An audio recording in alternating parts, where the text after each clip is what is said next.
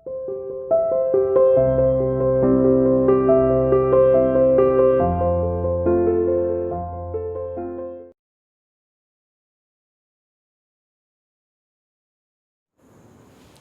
morning students, how are you? You are welcome to CR International online classes. आज का assignment number 81 for Hindi medium, 64 for English medium, दोनों के लिए बहुत common topic है आपका कॉटन स्पिनिंग। यानी जो स्पिनर्स होते थे ग्रेट ब्रिटेन के अंदर कपड़ा निर्माण का जो काम होता था, सूती वस्त्र निर्माण का काम होता था, तो वो बहुत बड़े पैमाने पे होता था। उसके बारे में मैं बताता हूँ। इसके अंदर इस तरीके से था कि सूती वस्त्र उद्योग से पहले सन और रुई को मिला करके और उससे कपड़े तैयार किए जाते थे, ऊन के कपड़े तैयार किए जाते थे। इनका यूज़ बहुत ज़्यादा होता था। धीरे धीरे कॉटन का यूज़ उन्होंने कपड़ा निर्माण के लिए करना शुरू किया, लेकिन इंग्लैंड पूरी तरीके से डिपेंड था बाहर के देशों पर, बाहर के क्षेत्रों पर, क्योंकि उनके पास में कपास उत्पादक क्षेत्रों की बहुत भारी कमी थी। इसलिए पूरी की पूरी कपास पहले इस तरीके से होता था कि जैसे औद्योगिक इकाइयाँ लगने से पहले की बात इस तरह से थी कि वहाँ कपड़ा निर्माण का काम बड़े पैमाने पे नहीं होता था, लिमिटेड था, और उसके लिए बना बनाया कपड़ों के थान इंडिया जैसे देशों से वहाँ मंगवाए जाते थे। और हमारे देश के अंदर चरखे वगैरह से एक सूत काट करके यहाँ के बुनकर कपड़ा तैयार करते थे, वहाँ के लोग उसको पसंद करते थे और इस तरीके से प्रोसेस होती थी। स्टार्टिंग की प्रोसेस इस तरीके से थी। धीरे धीरे प्रोसेस चेंज हुई, लोगों की डिमांड बढ़ी, सूती वस्त्र निर्माण की डिमांड जैसे ही बढ़ी तो उसके उत्पादन भी बड़े पैमाने पर होने लगा। धीरे धीरे इंग्लैंड बहुत ही मजबूत हालत में पहुँचता गया। उसने दूसरे देशों को अपने नियंत्रण में करना शुरू किया। जिन क्षेत्रों में कपास उत्पादन होता था उन क्षेत्रों को खास तौर पे उसने नियंत्रण में लिया। वहाँ से कच्ची कपास के रूप में यानी रुई के रूप में उन्हें रॉ मटेरियल मिल जाता था, जिसका उत्पादन वो फैक्ट्री के अंदर ले जा कर के कपड़ा निर्माण के अंदर उसका इस्तेमाल कर सकते थे। और इस तरीके से कपड़ा निर्माण की जो गति थी वो तीव्र गति होती चली गई। विभिन्न प्रकार के आविष्कार बीच में हुए, उन आविष्कारों का लाभ भी सूती वस्त्र निर्माण के उद्योग के अंदर देखने को मिला। महिलाओं का यूज़ मजदूरों के रूप में किया जाता था, क्योंकि महिलाएं एक तो आंदोलित नहीं होती थी, काम एक्स्ट्रा कर सकती थी, बारीक काम को बहुत ही समझदारी से देख करके कर सकती थी, सफाई का काम था और विरोध आंदोलन में आगे नहीं आती थी। इस तरह की बातें थी। बच्चों को भी इसमें काम पर लगाया जाता था, जैसे कि स्पिनिंग जेनी जो मशीन है उसके अंदर खास तौर पे बनावट ही उसकी इस तरीके से की गई थी कि उसमें बच्चे और महिलाएं आसानी से उस काम को कर सकें। और धीरे धीरे इसके अंदर और भी कई बदलाव हुए, जैसे कि नए नए आविष्कार होते रहे, म्यूल, पावर लूम, इस तरीके की मशीनें, स्पिनिंग जेनी, वाटर फ्रेम, इस तरीके की मशीनों का इस्तेमाल इसमें हुआ और उत्पादन की रिकॉर्ड बढ़ोतरी दर्ज की गई। इंग्लैंड ने लोहा और इस्पात क्षेत्र के अंदर, लोहा और कोयला के क्षेत्र के अलावा सूती वस्त्र निर्माण में भी अपने आप को बहुत ही अग्रणी पाया। इंग्लैंड के अंदर लीसेस्टरशायर, बर्किंघम और बर्मिंघम वहाँ पे एक शहर है, और उधर एक शहर जैसे कि लंदन है, बहुत ज़्यादा फेमस ये शहर हुआ करते थे जो कपड़ा निर्माण के अंदर अब इनका मतलब बहुत ज़्यादा इनको फेमस माना जाता है। इंग्लैंड के अंदर यॉर्कशायर है, इस तरीके के शहर वहाँ पे डेवलप हुए और बाकी दुनिया के इसलिए उन्होंने एक आदर्श स्थिति प्रस्तुत की और उनको देखते हुए विभिन्न क्षेत्रों के अंदर और भी जगह पर इस तरह के कपड़े निर्माण का काम होता रहा। जैसे मैनचेस्टर का नाम भी खास तौर पे पूरे विश्व में फेमस है। इसके अंदर Britishers had always woven clothes out of wool and flax to make linen.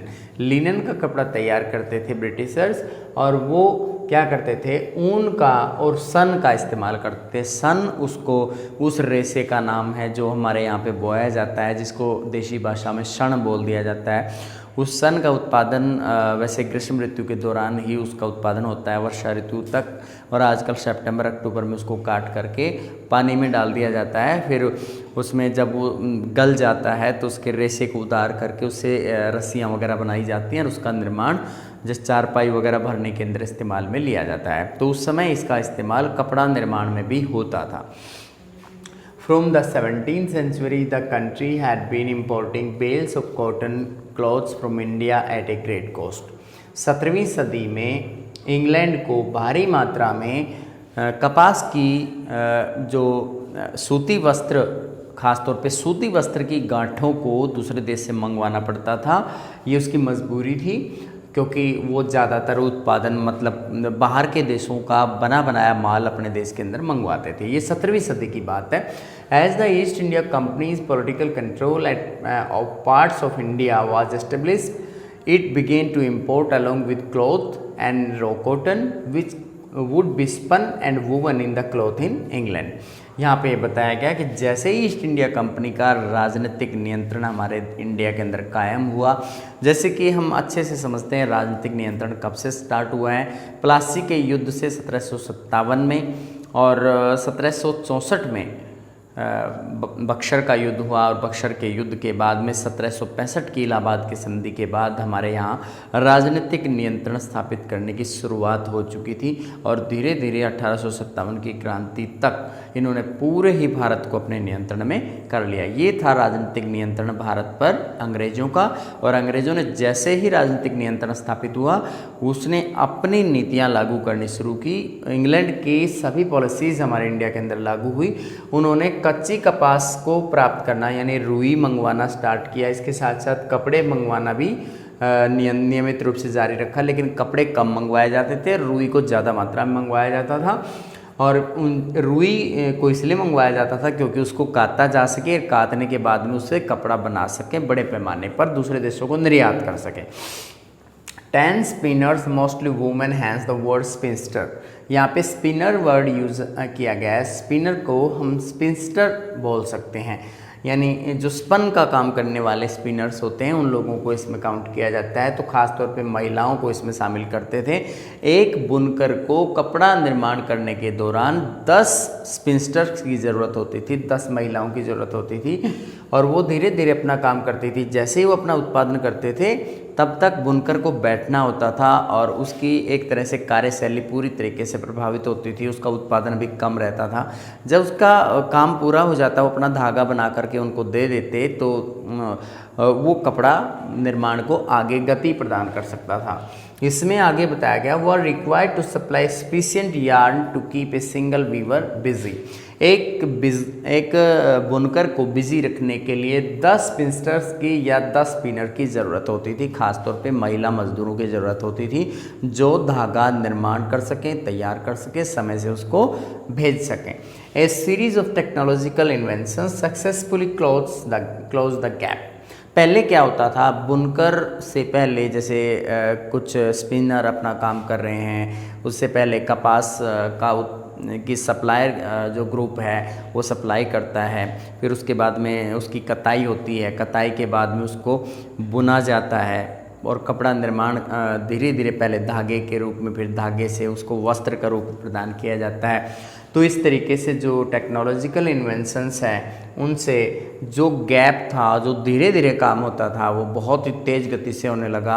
और जैसे पावर लूम और म्यूल और वाटर फ्रेम, स्पिनिंग जेनी, इस तरह की मशीनों का इस्तेमाल करते हुए और कपड़ा निर्माण में एक क्रांति आ गई। यानी कपड़ा निर्माण बहुत तेज़ गति से होने लगा, द्रुत गति से होने लगा, और प्रत्येक विश्व के प्रत्येक क्षेत्र की ज़रूरत को ध्यान में रखते हुए और कपड़ा निर्माण किया जाने लगा। इसके बाद है raw cotton had to be entirely imported. कच्ची कपास को भारी मात्रा में, पूरी की पूरी कच्ची कपास क्योंकि इंग्लैंड में पैदा नहीं होती थी इसलिए बाहर से मंगवाते थे। And a large part of the finished clothes were exported. और बड़े पैमाने पर जो तैयार कपड़ा होता था उसका बड़ा भाग दूसरे देशों को निर्यात किया जाता था।